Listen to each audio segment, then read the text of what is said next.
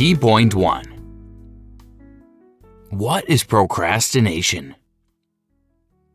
How many people do you know who wait until the last minute to complete a task? Someone can call it the art of doing everything in a short time. But in fact, this is procrastination, a harmful habit of delaying things, and it usually has a negative impact on your life. Do you want to know the biggest secret? Most often, people postpone those tasks that they don't like or make them feel uncomfortable. For example, it could be a work call, report writing, or household chores. But as it regards your health, procrastination can be life-threatening. Here's how it can happen. Once, Steve Scott's father felt pain in his chest, but decided to postpone his visit to a doctor. He later went to a hospital to find out he needed urgent surgery, one that couldn't wait a couple of days and eventually saved his life. He wouldn't have survived if he had delayed his visit a little longer. But it's not only about health. It can also be an obstacle to achieving your main life goals. Developing the anti-procrastination habit requires an approach where you take each step deliberately. Dedicate time to do the exercises and practice routines. Turn the information you know into a plan to eliminate procrastination tendencies. Steve Scott became interested in learning more about procrastination once he noticed how unproductive he was in his day-to-day life. Though he could set and achieve long-term goals, his basic daily to-do list suffered. He always postponed simple tasks to the someday list, like paying taxes on time, until this habit hit his wallet badly. One year, he forgot to file an extension on his business taxes and had to pay over $2,000 in fines. This incident proves that some habits cost too much to keep them. This expensive mistake prompted Steve Scott to develop a planning system to accomplish long-term and short-term tasks on time. From Scott's experience, you can learn important lessons. You'll discover strategies to keep you on track and to stop procrastination from ruining your productivity. Key point 2. Know your enemies. Everyone has explanations for why they're putting off a task, but here are 8 common reasons. Do they have something in common with your thoughts? Perfectionism. This has to do with being afraid of making mistakes. It's common for people with a fixed mindset to believe their abilities are permanent and can't be developed with hard work. So they give up on trying as they can't make their work look perfect. Fear of the unknown. When you'd prefer not to know the truth and avoid it at any price. But it backfires with adverse outcomes, especially regarding health issues. Delay. You assure yourself that failure to complete this task now will not affect your future success. It will. Do you remember the story of Steve Scott and paying taxes? Focus on easy tasks. When you accomplish an easy task, it gives you energy and a feeling of success. Lack of motivation. When you feel your interest waning, remind yourself of your greater purpose for doing this task.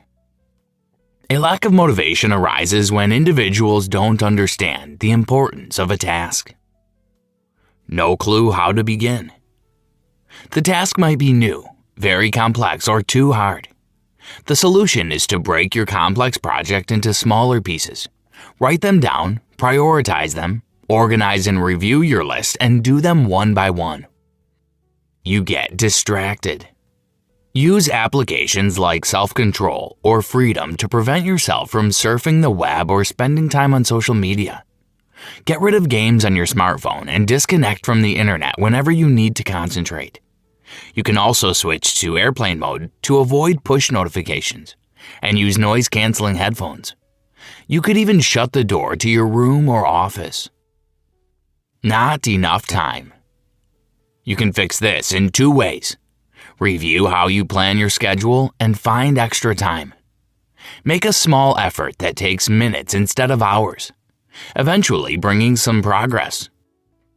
Don't have time for a whole body workout? Do a 15-minute walk, A small step is better than nothing. Did you know?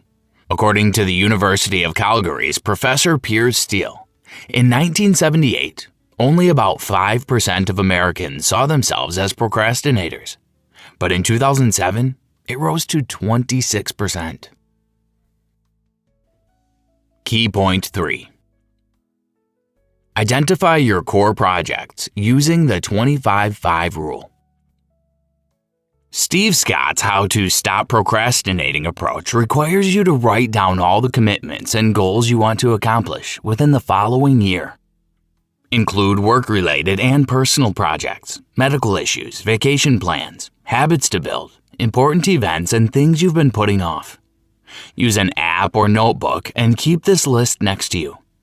This task might be challenging as it demands a high level of dedication, but it's also rewarding. It will help you prioritize and narrow your attention around core projects. Use the 25-5 rule. The first stage is to write 25 goals you want to achieve within the next few years. Then, pick 5 of the most important. Make those 5 your priority and avoid spending time on the rest of the list at all costs. No compromises here. You must identify these 5 projects to match your internal beliefs. So try to identify your core values first. It can be your family, career, marriage, spirituality, or finances. Reinvigorate your mind from the beliefs of others and focus on your outlook. The second stage of using this rule is connected to your values. Think of the happiest time in your life. What was it that made you feel satisfied?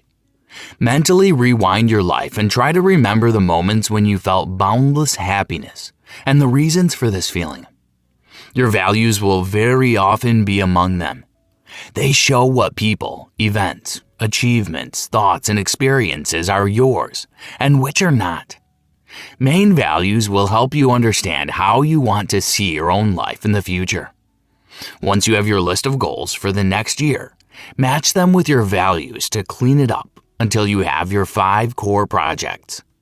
Then, spend your next few months working only on those core projects. You will procrastinate on purpose with the rest of your goals from the list, but now, you need to think about the outcome you want. The fear of making mistakes is real and it can cause people to put off some of their important obligations for another day. Steve Scott.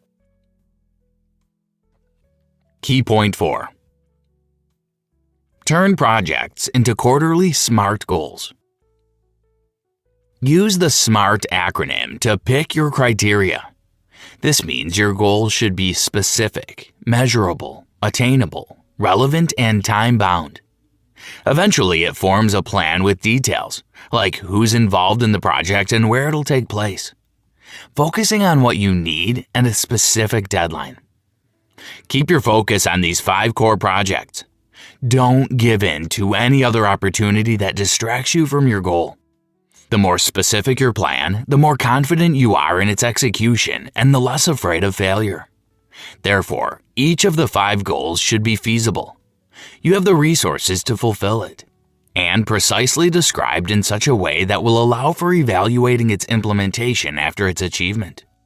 Next, turn your core projects into SMART goals. To do it, you break your core project into short-term SMART goals. For instance, your project is to spend more time with your family.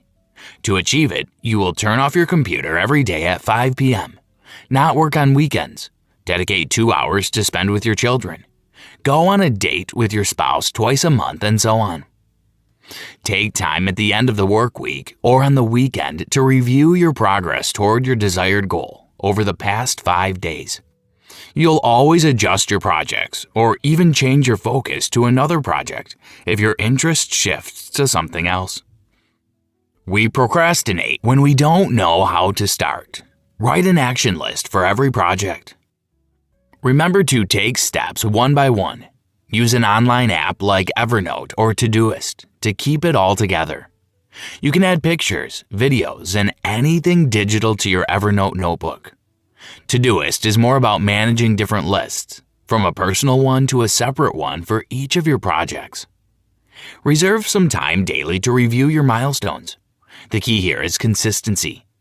Aside from daily and weekly reviews, set aside some time to evaluate your quarterly goals and change them if needed. Key point 5. Learn to say no early and politely. What would you like to see in your obituary? That you were overworked and took everything on board? Or you were successful in areas you wanted? Sure, the latter would be your choice. Reject all the projects and tasks that don't align perfectly with your core projects. By doing so, you won't feel overwhelmed with massive loads of work, a common cause of procrastination. You say no to your core projects whenever you agree to something new.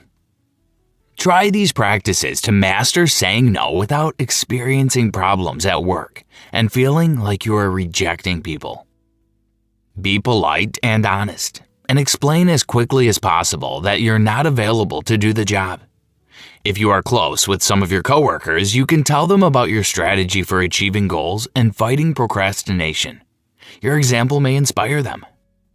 Combine household chores or secondary tasks with those most important to you. It helps when you relate them to your core projects. For instance, cooking while spending time with your family. Take a moment to compare the requests you get with your core projects and outcomes. If they don't align, reject these requests for your time. Also, consider why you want to take on a new project instead of something you already have on your to-do list. It might be a signal to change your core projects. Think about whether you would like to sacrifice your time for another activity, like a hobby or leisure time. Think ahead about the tasks that impact your business or the company you work for. Set up a meeting with your team, colleagues, or supervisor and explain the reasons. Admit that you can't cope with the workload and want to concentrate on your priorities. You can eliminate unnecessary tasks, delegate certain duties, and skip some meetings. Make choices on values that truly matter. You work hard on your goals every day. The problem? Some people never take a step back and understand the why behind each goal. Steve Scott. Key point 6.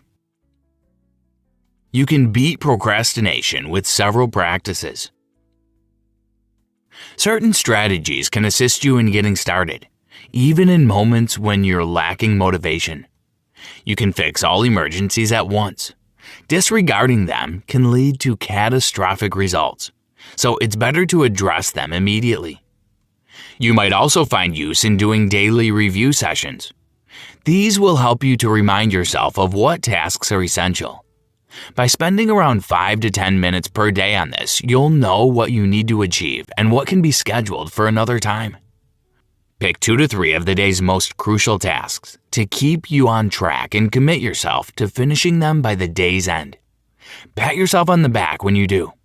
Completing the most challenging task would be helpful, and then working from there. But you might also prefer to do the quick tasks immediately. If it takes only 2 minutes, then it is better to do it than add it to your to-do list. Or if it needs only several simple extra actions, do them immediately. Make a habit of spending little time daily on complex and challenging tasks. It can be 15 or 20 minutes, but it's easier to persuade yourself to do it, especially when it comes to unpleasant tasks. But of course, there are always tasks that we don't enjoy. To overcome that, connect actions with rewards. When something unpleasant comes, associate it with your favorite routine to make things easier. Goals are also important. So connect your projects to bigger goals. Even if some of your plan includes tasks you don't like, it'll be worth it. This is particularly important if you tend to relax before getting things done. If you need to work more on time management, consider these practices. Apply the 80-20 rule. Only 20% of your efforts produce 80% of the results. Focus on those activities that have consequences and structure your schedule in accordance. Use Google Calendar to plan your activities, dedicating 30 to 60 minutes each day. Schedule time for hobbies. Block out time to think about any ideas that come to your mind. Write an action plan for them if possible, or put them into an archive to review every month. Remove all distractions when focusing on work that demands high concentration. Conclusion.